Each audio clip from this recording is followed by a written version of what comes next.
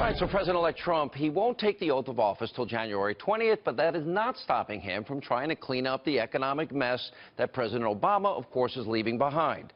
Earlier today, the president-elect, he met with tech industry leaders to discuss job creation and innovation. And before today's roundtable discussion, well, the CEO of IBM, who attended the meeting, announced that her company is now going to create 25,000 new jobs right here in America, and they will invest over $1 billion over the next 4 years. Now, President-elect Trump also promised you, the American people, that he's going to focus on job growth, and that's what he's trying to do right now. Now, last week, Trump announced that Japan's SoftBank, they'll invest $50 billion into America's economy. That will create 50,000 new jobs. And remember, last month, Trump cut a deal with the manufacturer Carrier to save over 1,000 jobs that the company was planning to ship to Mexico. All of this, no doubt, a positive, a great start. But the truth is this: the president-elect has a lot of work cut out for him. Now, President Obama's policies, I've been telling you, a complete and utter disaster. Here's where Donald Trump is starting. The lowest labor participation rate since the 1970s, 95 million of your fellow Americans out of the labor force, the worst recovery since the 40s, the lowest home ownership rate in America in 51 years, 13 million more Americans on food stamps in the last 8 years, 43 million Americans living in poverty, 8 million more than 8 years ago. 1 in 5 American families, imagine this, without one person in the labor force. 1 in 6 American men, 18 to 34, they're either in jail, incarcerated, or living in mommy and daddy's basement because they don't have a job. And by the time he leaves office, well, the president will have accumulated more debt than 43 other presidents before him combined. Now, there are very clear reasons why President Obama failed. What did he do? He tried to use big government, statism, to create jobs, which has never worked. Now, remember his failed stimulus plan? He was going to create, quote, shovel-ready jobs. Then he joked they weren't so shovel-ready. Those jobs never materialized, and it cost you, the American taxpayers, nearly $1 trillion, over $800 billion. Now, here's why it failed, and we need to learn these lessons. All those billions of dollars, they were filtered through that big, bloated government bureaucracy in Washington.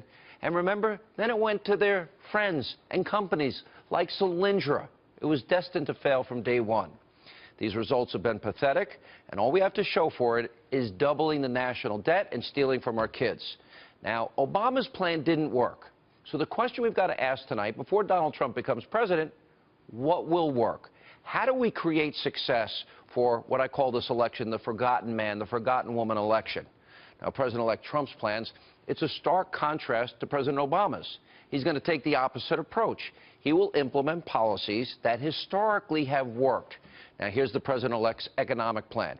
He wants to create jobs in America. How's he going to do it? Lower taxes, reform the tax code, 7 brackets to 3, a 15% corporate tax rate, a 10% repatriation rate for the trillions of dollars that multinational corporations have parked abroad in banks. He's going to cut, in a huge way, government regulation. He wants to renegotiate trade deals. Energy independence, so important for national security and job creation. Repealing and replacing Obamacare, that should end up like a tax cut for most Americans. And he has a goal of 4% GDP growth. Obama did not have 1 year of 3% GDP growth, the only president in history never to have 1 year of 3% GDP. Now, if President-elect Trump, if he follows through on that agenda, it could create one of the biggest economic boons, I argue, the country has ever seen, and history, I think, proves. Now, it would be very similar to what Presidents John F. Kennedy and Ronald Reagan did. They understood that in order to have real economic growth, you need to unleash the potential of the free market capitalism.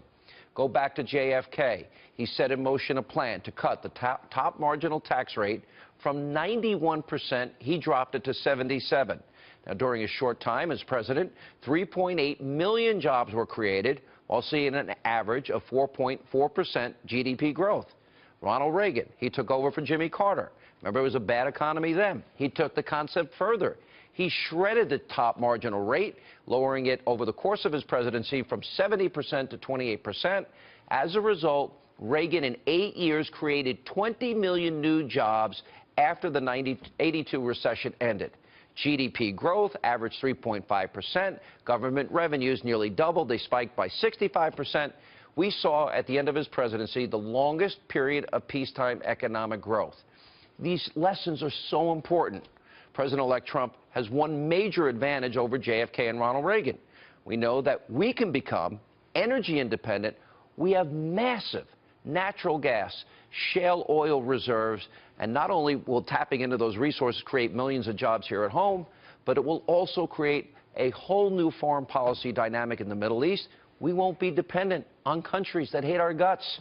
And if we export some of those resources to Western Europe, well, they won't be dependent on Putin and Russia for their energy needs. Now, the only part of the president-elect's agenda that I worry about is the infrastructure plan. Now, he's talking about $1 trillion in spending.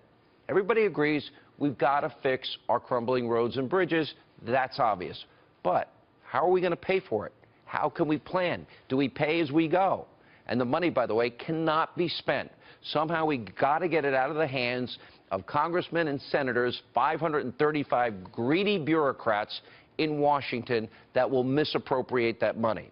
Now, finally, there has to be an outside commission, some entity, someplace, somewhere that oversees how this $1 trillion is spent. There needs to be accountability.